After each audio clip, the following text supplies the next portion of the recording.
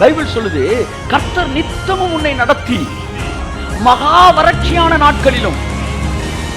அப்ப நான் கேட்டேன், ஆண்டவரே இப்ப மகா வறட்சியான நாள்னு ஒண்ணு இருக்கா? இது என்னுடைய மகா வறட்சியான நாளா? இது உனக்கான வறட்சியான நாள் இல்ல. இந்த உலகத்தின் மகா வறட்சியான நாட்களிலும் நான் உன் ஆத்துமாவை செழிப்புள்ளதாக மாற்றுவேன்.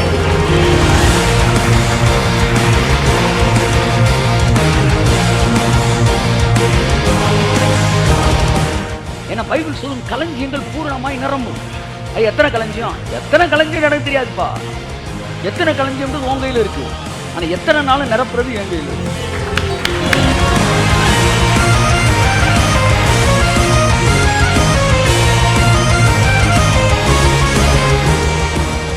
என் ராஜ்யத்தை இந்த பூமியில ஸ்தாபிக்கிறதுக்கு அவன் ஒரு பைசா கொடுத்தான். அவன் எல்லாவற்றையும் தனக்குனே நான் சேர்த்தான். என்ன சொல்ல வரீங்க ஆண்டவரே அப்படின்னு கேட்டேன். ஒருத்தன் பொருளாசை உடையவன் என்பதை அவன் எவ்வளவு பணம் சேர்த்து வைக்கிறான்றதுல இருந்து நான் சொல்லவே மாட்டேன்டா. நீ எவ்வளவு வேணாலும் சேர்த்துக்கடா. நீ எவ்வளவு சேர்க்க சேர்க்க சேர்க்க என்ன பொருளாசை பாருவனுக்கு அப்படி நான் சொல்லவே மாட்டேன். சேர்த்து வைக்கிறத பார்த்து பொருளாசை சொல்ல மாட்டாரா, கொடுக்கிறத வச்சுதான் அவன் பொருளாசை இருக்கிறான். கையை தட்டு.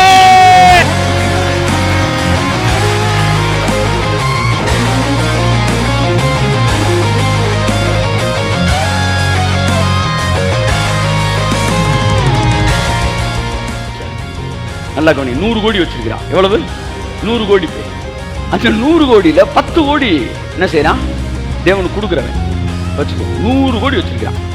இன்னொருத்தன் சார் வெறும் பாருங்க 1000 ரூபா தான் சார் வச்சிருக்கான். எவ்வளவு? வெறும் 1000 ரூபா. எவ்வளவு ஏழை பாருங்களேன். 1000 ரூபா வச்சிருக்கான். ஆனா ஒரு 100 ரூபாயாச்சும் தசமபாகம் போடணும் இல்லையா? அவன் பார்த்தா ஒரு 1 ரூபா காயினை போடுறான் சார் உள்ள. ஆனா வெறும் 1000 ரூபா வச்சிருக்கான். அவன் பாருங்க 100 கோடி வச்சிருக்கான். நீங்க யார பொருளாசைக்காரன் சொல்லுவீங்க?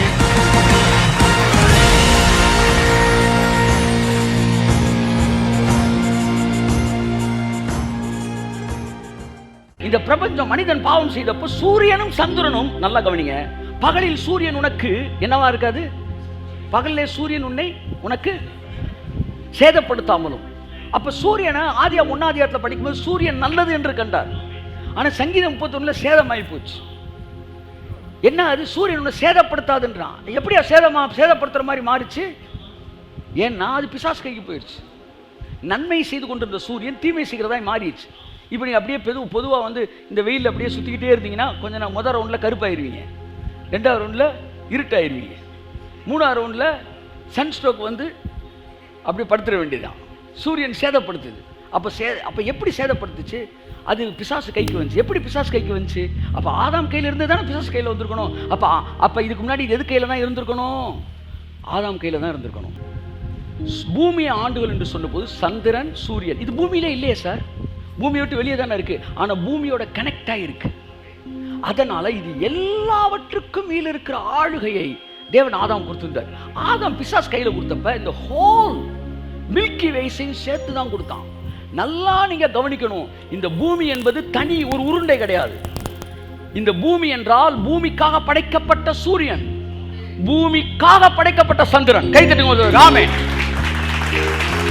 இந்த 9 கோள்கள், பால்வெளி மண்டலம் அத்தனையும் பூமி கீழாக இருந்துதான் ஆக வேண்டும். அதனால எத்தனையோ விண்வெளி கற்கள் வந்தும் பூமியை பார்த்தோன்னா சரக்கு விலகி போயிடுது. குட் மார்னிங் சார் அப்படின்ட்டு போயிடுது.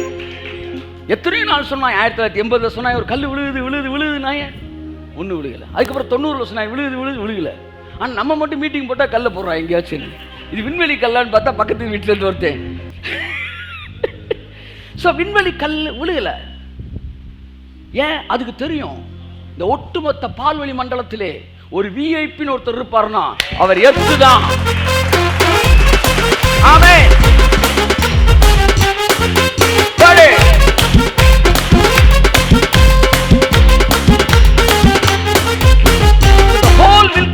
Earth is the VIP planet. ஏன் தெரியுமா? Heaven is merged with the earth. வானமும் பூமியும் படைக்கப்பட்ட வரலாறு. கோள்கள் எப்ப படைச்சாரப்ப?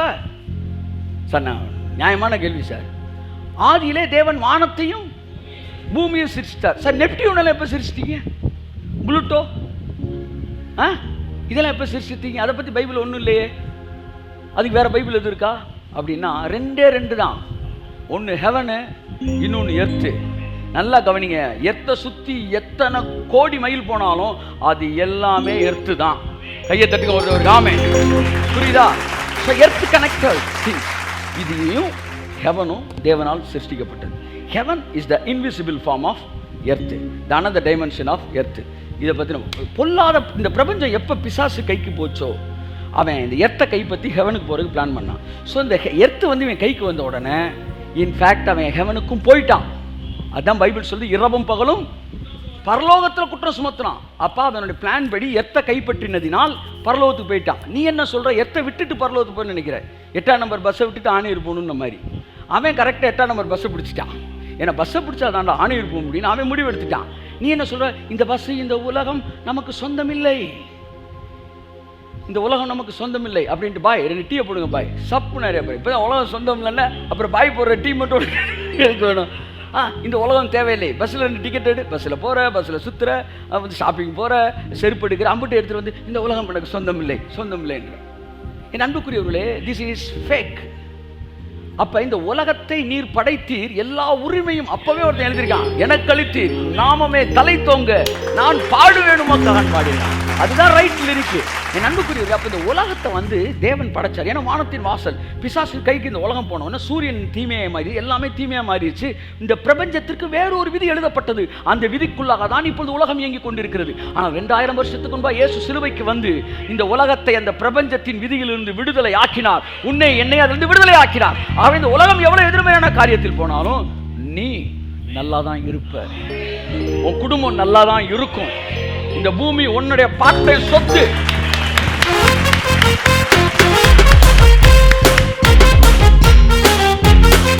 ஆமென். இது இந்த பூமி என்னது சொல்லுங்க? எங்க பாட்டன் சொத்து. பழைய ஜெய்சங்கர் படம் மாதிரி இது எங்க பாட்டன் சொத்து. அதனால பிசாசு சொத்து கிடையாது, இது உங்க சொத்து. அவனை துரத்துங்க. அப்படிதான் வந்து இயேசு சொன்னார், பிசாசை துரத்துங்கள். இவன் என்ன சொல்றான், ஏன் அவன்லாம் சேர்ந்து நம்மளை துரத்தி விட்டுருவான், நம்ம எங்க போயிடுவோம்? ரகசியவர்கள் இயேசுனார் கூட போயிடுவோம். நான் இவன் நினைச்சுக்கிட்டு இருக்கிறான்.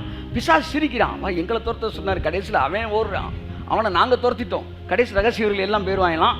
பிசாசு மட்டும் இங்கே உட்காந்துக்கிட்டு ஆஹா அவனை துரத்திட்டோம்டா. இயேசுனார் பாவம் எவ்வளோ சொல்லி பார்த்தாரு நம்மளை துரத்த சொல்லி, ஆனால் நம்மளை துரத்த முடியல. அதுதானா முடிவு?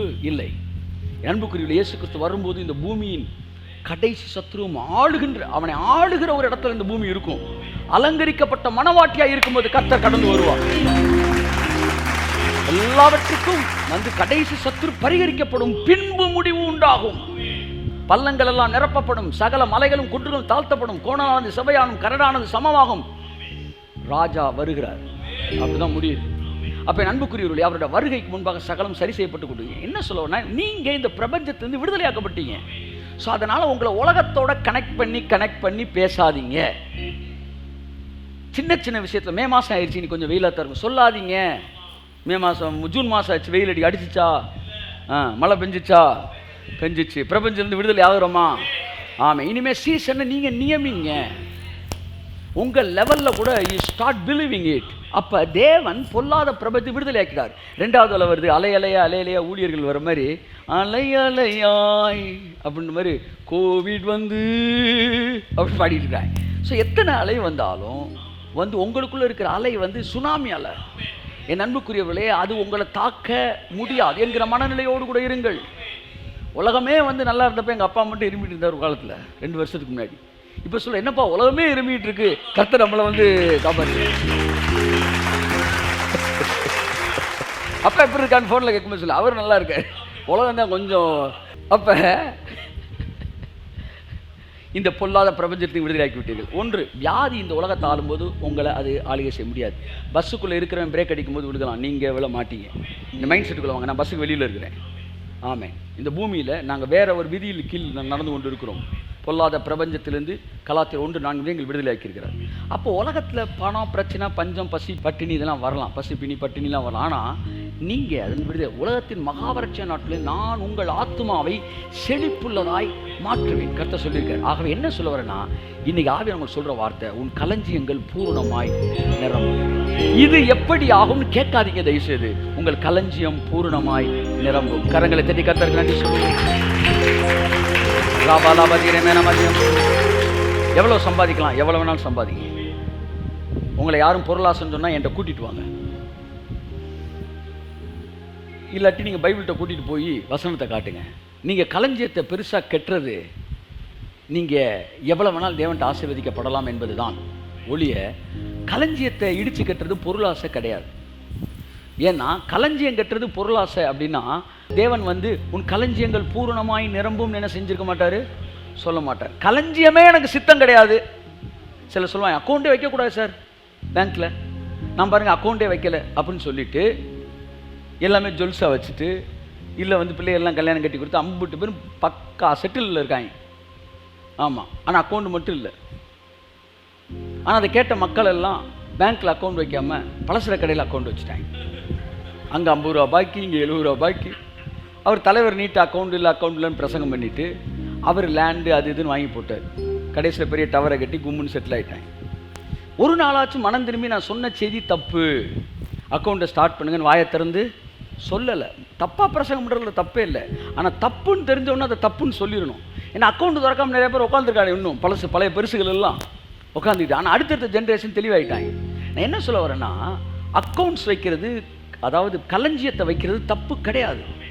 ஏன்னா பைபிள் சொல்லும் களஞ்சியங்கள் பூரணமாய் நிரம்பும். எத்தனை களஞ்சியம் எனக்கு தெரியாதுப்பா. எத்தனை களஞ்சியம்ன்றது உன் கையில் இருக்குது. ஆனால் எத்தனை நாள் நிரப்புறது என் கையில் இருக்குது. எத்தனை பேங்க்கில் அக்கௌண்ட் ஓப்பன் பண்ணுங்க. ஆமாம், உங்களை பார்க்குறதுக்கு மேனேஜர் வீட்டுக்கு வருவார். ஆமாம் சார், நீங்கள் ஹெவி இன்வெஸ்டர்ஸ் சார், ஆனால் உங்களை பார்க்க நாங்கள் வந்திருக்கிறோம். ஆமே, ஏன்னா பைபிள் ஒரு வசனம் இருக்குது, உன் களஞ்சியங்கள் பூரணமாய் நிரம்பும். அந்த உங்கள் பேங்க்கில், நான் வெளியில் இருக்க என்ன வேணாலும் பேசிட்டு போட எனக்கு கவலை கிடையாது. உங்கள் பேங்க்கில் ஹெவி அக்கௌண்ட்டுன்னு உங்கள் அக்கௌண்ட்டு தான் இருக்கணும். ஏசு நாம இவ்வளோ ஸ்கீம் இருக்குது, நீங்கள் இதை இன்வெஸ்ட் பண்ணுங்கள். சில நேரம் சார் இந்த இயர் எண்டு டேர்ன் ஓவர் எங்களுக்கு கொஞ்சம் பணம் தேவைப்படுது, அதனால் உங்கள் பேங்க்கில் வேறு பேங்க்கில் இருக்க அக்கௌண்ட் எடுத்து கொஞ்சம் நம்ம பேங்க்கில் அப்படி போட்டு விட்டிங்கன்னா, அது லைட்டாக அப்படி போயிட்டு வந்துச்சுன்னா எங்களுக்கு கொஞ்சம் டேர்ன் ஓவர் இருக்குது சார். சரி, பார்த்து பண்ணி விடுப்பா சார். பொதுவாக பேங்க்கில் இருந்தால் சார் நமக்கு லோன் தருவாங்க, நம்ம பேங்க்குக்கே இப்போ லோன் தந்துச்சு.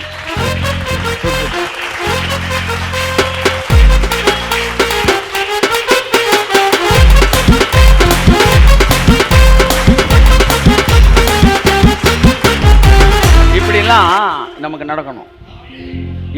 நடக்கும். ஆமாம், இதுதான் களஞ்சியங்கள் பூரணமாய் நிரம்பும். உலகம் என்ன செய்யுது, உலகம் என்ன பண்ணுது, அங்கே எது கட்டி பார்க்குற? பஸ்ஸில் போகிறேன், வெளியில் எட்டி பார்க்க முடியுமா? கரம் சிரம் புறம் நீட்டாது. வெளியே எட்டி பார்த்தா அதுக்கப்புறம் மீதி உடம்பு தான் போகும், தலையை பின்னாடி எடுத்து தூக்கிட்டு தான் ஓடி வரணும். ஸோ பஸ்ஸில் இருக்க வெளியில் எட்டி பார்க்கக்கூடாது, வெளியே இருக்கிற பஸ்ஸுக்குள்ளே எட்டி பார்க்கக்கூடாது. அது வேற வேர்ல்டு, நீங்கள் வேற வேர்ல்டு சார். நீங்கள் இப்படி மட்டும் வாழ ஆரம்பிங்க, அடுத்த 5 மாதத்துல உங்கள் தேவி, உங்களுடைய பணத்தோடைய வரவு வேற இருக்கு. ஆமென். அவர் வாக்கு பண்ணினார், விசிட் பண்ணுவார், சொன்னபடி செய்து முடிப்பார். வாக்கு பண்ணினார், சொன்னபடி செய்து முடிப்பார். இப்போ ஒரே ஒரு லைட்டாக ஒரு வசனம் எனக்கு லைட்டாக என்னுடைய அந்த வேத அறிவில் லைட்டாக இடிச்சிருச்சு. என்னன்னா, நான் என் களஞ்சியத்தை இடித்து பெரிதாய் கட்டுவேன் என்று ஒருத்தன் சொன்னானா. சொன்ன மதிகேடனே, இன்று இரவு உன்னுடைய ஆத்மா உன்னிலிருந்து எடுத்துக்கொள்ளப்பட்டால் நீ சேர்த்து வைத்தவைகள் யாருடையதாகும் என்று நான் சேர்த்து வைத்தவைகள் என்று கேள்வி கேட்க ஆரம்பித்தேன். இப்போ எனக்கு ஒரு கொஸ்டின், ஆண்டவரே, அவன் பாருங்க, அந்த வாட் இஸ் தட், அந்த களஞ்சியத்தை கெட்டினானே, அது தப்புன்றனால தான் நான் அடிச்சிங்க. ஆனால் இங்கே களஞ்சியங்கள் பூரணமாய் நிரம்பும் அப்படின்னு இருக்கே. இன்னொரு வசனம் கூட எனக்கு ஞாபகத்து வருது, காகங்களை பாருங்கள், காட்டு பறவைகளை பாருங்கள், அவைகள் விதைப்பதும் இல்லை, அறுப்பதும் இல்லை, களஞ்சியத்தில் சேர்த்து வைப்பதும் இல்லை. களஞ்சியத்தில் சேர்க்கிறதே இல்லை. அப்போ நாங்களும் அப்படி தானே இருக்கணும் அப்படி சொல்றாரா?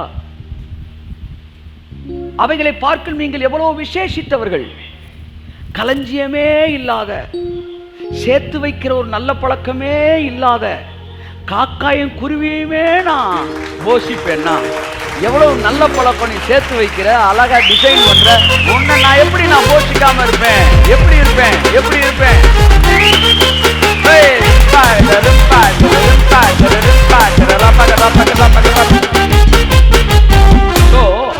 நல்லா கவனிங்க, அந்த வசனத்துக்கு அர்த்தம் ரைட். ஆனால் ஒருத்தன் வந்து பாருங்க, லூக்கால அந்த வசனத்தை மட்டும் வாசிப்போம். களஞ்சியங்கள் அப்படின்றதுல வந்து லூக்கா 12:15 வாசிப்போம். களஞ்சியத்தை கெட்டுறது பொருளாசை யா இல்லையா அப்படின்னு. பின்பு அவர் அவர்களை நோக்கி, பொருளாசையை குறித்து எச்சரிக்கையாயிருங்கள், ஏனெனில் ஒருவனுக்கு எவ்வளவு திரளான ஆஸ்தி இருந்தாலும் அது அவனுக்கு ஜீவன் அல்ல என்றார். இங்க பாருங்க, எப்போவுமே நீங்கள் தேவன் ஒரு வார்த்தையை கொடுக்கும்போது அதற்கு எதிரான வசனத்தெல்லாம் அதோட ஆவியானவர் கனெக்ட் பண்ணுவார். நீங்கள் பார்த்துடணும். பார்த்துட்டு, ஏன்னா இதைத்தான் எடுத்துக்கிட்டு வருவாங்க. அவன் வர்றதுக்கு முன்னாடி அவன் எந்திரிக்கிற இடத்துலேயே சுட்டுணும். அவன் இந்த வசனத்தை அப்படி தேடிக்கிட்டு இருப்பான்ல, அப்போவே நெத்தியில் கண்ணை வச்சிருந்தீங்க, வா இதுதானே தேடிக்கிட்டு இருக்க, இந்த வாங்கிக்க டம் அப்படின்னு போட்டு மேட்ரை முடிச்சு விட்டுணும். ஆயுதம் உருவாக்கப்படும் இடத்திலே வைக்காதப்போ. என்ன நிறைய பேர் மெசேஜ் கிரிட்டிக் சொல்லுவாங்க, இவர் பேசிக்கிட்டு இருக்கும்போது எனக்கு ஒரு வசனம் ஞாபகம் வரும் பாருங்க, அதை கேட்கலாமே அடுத்த வசனம் அந்த வசனத்தை அவரே எடுத்துவார். ஒரு குறிப்பிட்ட நாட்டில் அவர் பிரசங்கம் பண்ணிக்கும் போது கிரேஸை பற்றி பேசியிருக்கேன். அப்போ 2-3 பேர் வந்து கிரேஸ் நாட் சஃபிஷியன்ட் அப்படின்ற மாதிரி, மை கிரேஸ் இஸ் சஃபிஷியன்ட்னு ஏசு சொல்லிட்டாரு. என் கிருபை உனக்கு போதுன்னு அவர் சொல்றாரு. கிரேஸை தாண்டி லவ், கிரேஸ் இஸ் நாட் சஃபிஷியன்ட்னு ஒரு ரேஞ்சில் ஒரு குரூப் நிற்கிது. அந்த குரூப் நாட் சஃபிஷியன்ட் நினச்சி 4 வசனத்தை எடுத்துக்கிட்டு இருக்கும்போது ஆவியானவர் டக்குன்னு அவர்கள் நினைவுகளை அறிந்து அப்படின்ட்டு டக்குன்னு அந்த வசனத்தை நம்மளை எடுக்க விட்டுறாரு. ஸோ இவன் இப்போ களஞ்சியங்கள் நிரம்பும் உடனே எந்த வசனத்துக்கு வருவான்னா, ஒருத்தன் களஞ்சியத்தை கட்டுறேன்னு சொன்னான்ல அப்படின்னு அவன் அடுத்து வந்து யோசிக்கிறதுக்கு முன்னாடி அவனுடைய சந்தேகத்தையும் தீர்க்க வேண்டிய நம்முடைய பொறுப்பாக இருக்குது. வாசிப்போம். பொருளாசை. அப்போ களஞ்சியத்தை நிரப்புவார் தேவன். களஞ்சியம்னா அக்கௌண்ட். கையை தூக்கி சொல்லுங்க, என்னுடைய களஞ்சியத்தை 2 கையை தூக்கி சொல்லுங்க. இங்கே பாருங்க, ஒரு ராஜாவை எலிசா சொன்னா, நான் வந்து கையில் ஒரு 4 எண்ணெய் கொடுத்து வில்லை கொடுத்து அட்ரா அப்படின்னா, எத்தனை அடி அட்ரா அப்படின்னு டம்மு டம்மு டம்முன்னு 3 தடவை இனிமேல் அடிச்சிருக்கான். உன்னை எலிசா சொன்னானா, நீ 5 தடவை அடிப்பேன்னு நினச்சேன், நீ 5 தடவை அடிச்சிருந்தா எதிரியை நீ 5 முறை முறியடிப்ப, இப்போ 3 தடவை அடித்தனால நீ 3 தடவை தான் அடிப்ப. ஐயா என்ன அப்படி சொல்லி ரீடேக் திரும்ப அடிங்க, ஒரு தடவை அடி, முடிஞ்சு போச்சுப்பா தம்பி அப்படின்ட்டு. அந்த மாதிரி இந்த அல்லேலூயா சொல்லணும் போது அல்லேலூயா அல்லேலூயா அப்படின்னா கர்த்தர் எலியா சொல்கிறான் வந்து, நீ நல்லா தூக்கணும், உன்னை நல்லா கொடுக்கலான்னு யோசித்தேன், நீ இப்படி அளந்து தூக்குறதுனால உனக்கு அளந்தே கொடுக்கலாம் என்று முடிவு எடுத்திருக்கிறேன் அப்படின்ற முடிவுக்கு வரக்கூடாது. அதனால் கையை தூக்கி சொல்லணும். ஒரு கை இல்லை, நல்லா 2 கையை தூக்கிடணும் கும்முன்னு. ஆமாம், தேவன் என்னுடைய களஞ்சியத்தை பூரணமாய் நிரப்புவதற்கு தேவன் திட்டமிட்டு விட்டார்.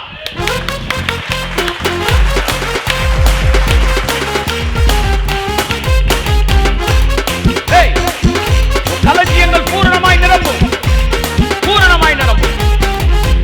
அப்ப களஞ்சியத்தில் நிரப்புறது பொருளாசை கிடையாது. ஆனால் பொருளாசை குறித்து தேவன் பேசும்போது களஞ்சியத்தை பேசுறாரு. ஆனால் நீதிமொழிகளில் சொல்றாரு, உன் களஞ்சியம் பூரணமாய் நிரம்பும், உன் ஆலைகளை திராட்சரசம் புரண்டோடுன்றாரு. அப்போ இங்கே ஒருத்தன் களஞ்சியம் கட்டணுமே பொருளாசையுடையவனா இருந்தான். What is the mistake? The mistake is not in godown. கோடவுனில் கிடையாது மிஸ்டேக் வந்து அவன் வாழ்க்கையில் இருந்துச்சு. வாசிங்க, பொருளாசையை குறித்து அங்கிருந்தே வாசிங்க. பொருளாசையை குறித்து எச்சரிக்கையாயிருங்கள், ஏனெனில் ஒருவனுக்கு எவ்வளவு திரளான ஆஸ்தி இருந்தாலும் அது அவனுக்கு ஜீவன் அல்ல என்றார். அல்லாமலும் ஒரு உவமையை அவர்களுக்கு சொன்னார். ஐஸ்வர்யமுள்ள ஒருவனுடைய நிலம் நன்றாய் விளைந்தது.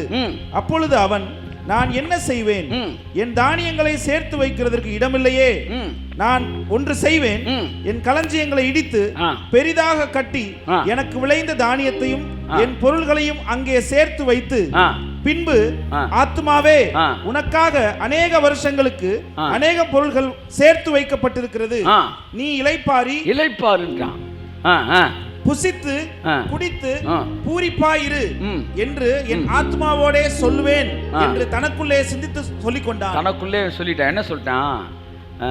என் ஆத்மாவே நீ ஏன் கலங்குற, தாவீது சொன்ன மாதிரி நீ இளைப்பாரு, கர்த்தர் நல்லது செஞ்சார் மாதிரி உனக்கு நல்லா பெருசாக கட்டிட்டேன். ஏற்கனவே களஞ்சியத்தை இடித்து பெருசாக கட்டுறான். இப்போ இதை வச்சுட்டு தான் என்ன சொல்கிறாங்க, நீ களஞ்சியம் கட்டக்கூடாது, நீ இந்த பூமியில் எதையும் சேர்த்து வைக்கக்கூடாது, நீ வந்து பரலோகத்தில் சேர்த்து வைக்கணும். இந்த வசனங்கள் எல்லாத்தையும் அதை எப்படின்னா வந்து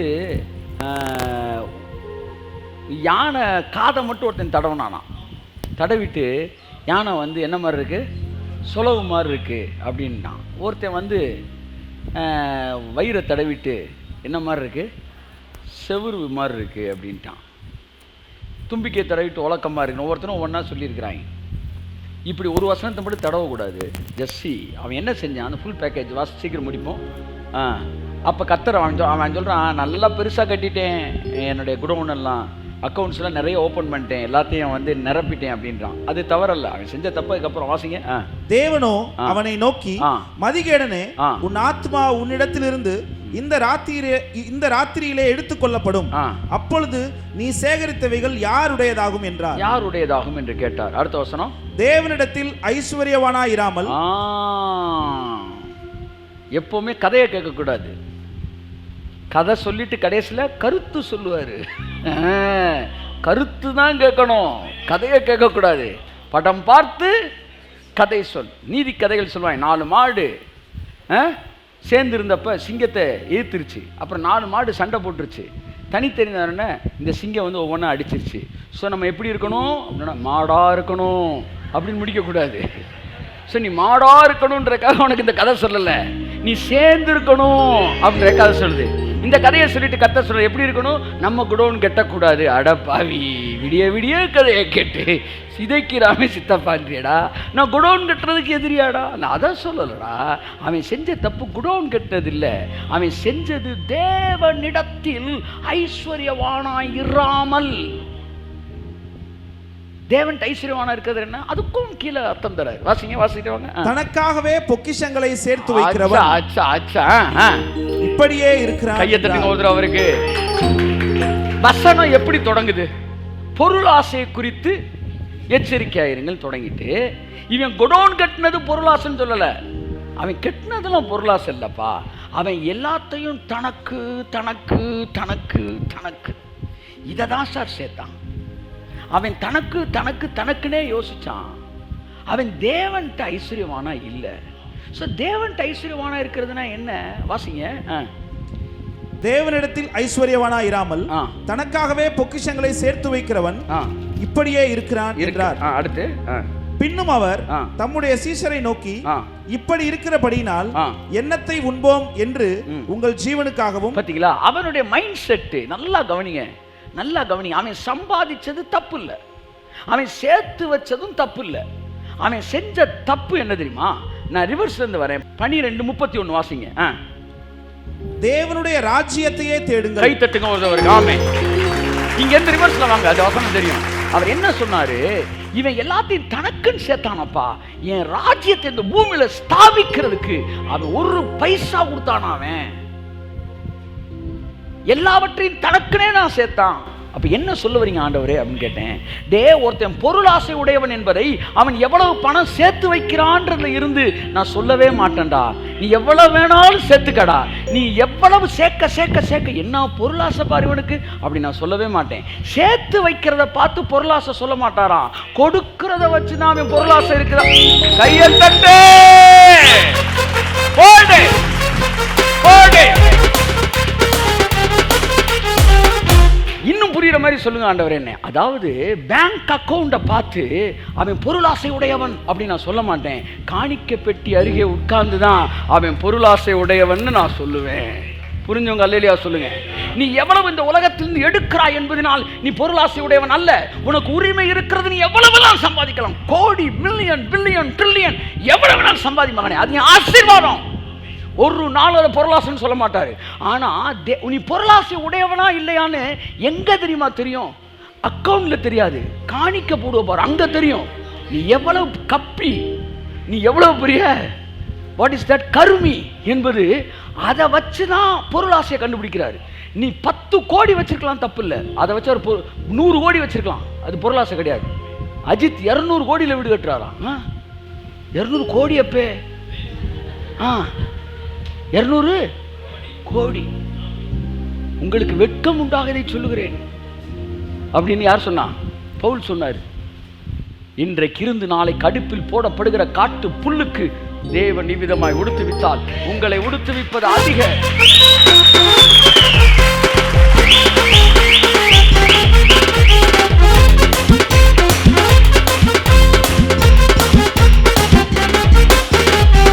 நான் என்ன நம்புறேன், அஜித் 200 கோடிக்கு வீடு கட்ட வச்சு சொன்னதே கர்த்தர் தான் நான் நம்புறேன்.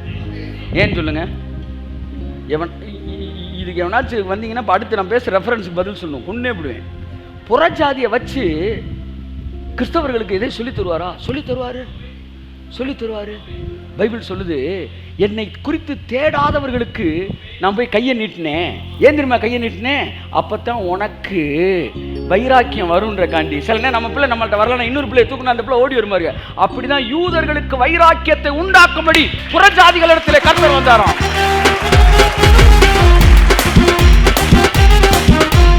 அப்ப அவனை தூக்கிட்டு இப்பயாச்சும் வரானா பாரு அப்படின்னு தூக்குவாராம். அப்படிதான் நம்மளை தூக்குனாரு. அவன் வரானா பாருன்னு அப்படின்னு. அது கழுத இன்னும் வராம செவுத்துல முட்டிக்கிட்டே இருக்கு. அப்படித்தான் இப்ப அஜித்தை தூக்கிட்டாரு. 200 கோடி கெட்டுப்பா, அப்படியாச்சும் வரானா பாப்போம் திரும்புறாரு. நான் முடிவு எடுத்துட்டேன்.